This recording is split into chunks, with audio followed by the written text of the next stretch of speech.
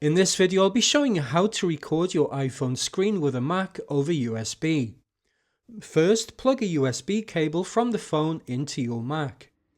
If this is the first time you've connected your iPhone to your Mac over USB, your phone will display a message asking whether to trust this computer.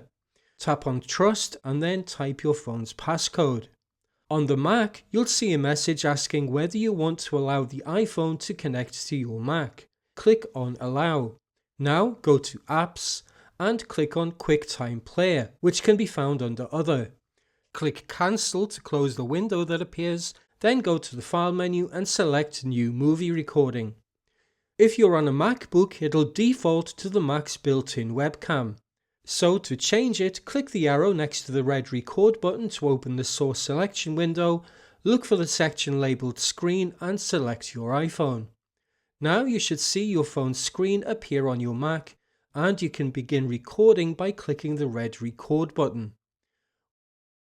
When you've finished recording, click the Stop button, and then you can go to the File menu and save the video.